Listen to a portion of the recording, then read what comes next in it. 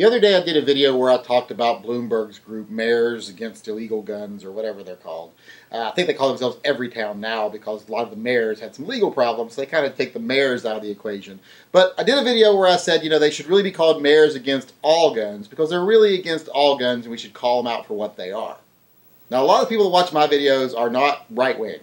Some of them aren't even center. A lot of them are more left of center than they are anything else, which is good because that's what I try to attract. I try to reach people that are in the center and left of center with my videos because I'm kind of a left of center guy on a lot of topics, so I think I can reach those people better than most, and I think I'm one of the few people on YouTube that those people don't feel threatened by, and they can watch my videos and maybe learn something about guns and how important they really are.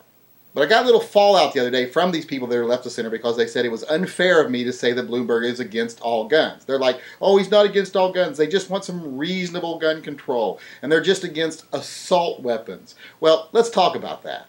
Well, first off, these reasonable laws they want to pass, these reasonable gun restrictions, there's nothing reasonable about them. Because for something to be reasonable, it has to make sense.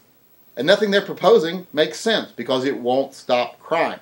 None of the things they propose would have stopped most of the mass shootings. It wouldn't stop criminals from getting guns. It doesn't really stop anything. All it would do is limit the law-abiding citizen's ability to own and purchase firearms. That's all it would do. It would not affect crime. It would not affect tragedies. It would just affect the legal, law-abiding person and their personal freedoms.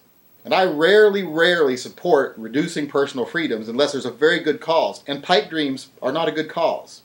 So there's nothing reasonable about these laws. If they don't do what they're intended to do, they don't stop crime, they don't stop killings, etc. All they do is limit personal freedom, then that's not reasonable. So they're not reasonable laws. Reasonable means they have to make sense. You have to be able to reason through it and it'll do what it says it'll do. These laws are nothing like that. And when I said they're against all guns, I mean it. When they say they're just against assault weapons, they make their definitions so broad, so very broad that it can include almost every gun you own. Let's look at what they define as assault weapons. Guns that have detachable magazines. That can be pretty much any handgun, most semi-automatic rifles, even a lot of bolt-action rifles. They even often say if they could be fitted with a magazine. Well, most bolt-action rifles could be fitted with a magazine, so that would eliminate almost every gun right off the bat. Guns that have high-capacity magazines, and they list high capacity as 10 rounds or more. That's almost every handgun on the market that isn't a compact or a pocket pistol. Firearms that can fire multiple projectiles with a single trigger pull. Well, that sounds like shotguns to me. Shotguns fire multiple projectiles with a single trigger pull. So if you followed this reasoning to the end, it wouldn't be that hard to ban shotguns. I've even seen them at times define any gun that's designed to fire bullets rapidly as a dangerous weapon that should be prohibited. That's pretty much any gun, any semi-automatic gun. In fact, like I said, if you follow it to the end, pretty much the only things you'd have left are like lever-action rifles and revolvers. Oh, but let's forget though, this revolver can fire multiple shots quickly. You can pull the trigger in succession and keep firing, so they probably wouldn't like this revolver either. You'd probably most likely just be stuck with a lever-action rifle and a single-action revolver. This is pretty much all we'd have.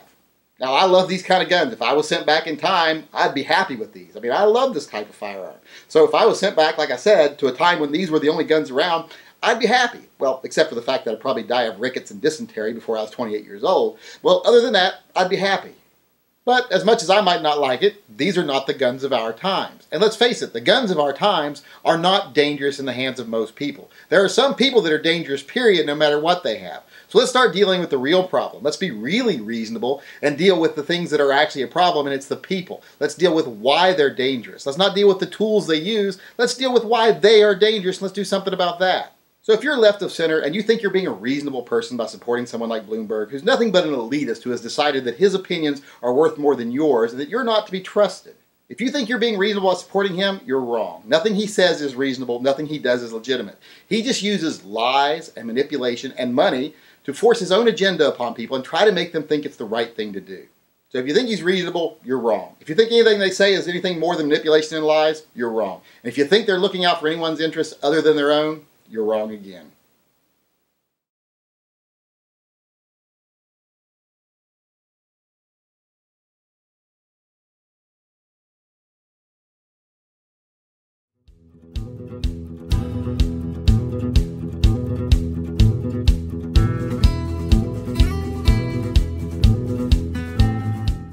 You ain't even my real dad.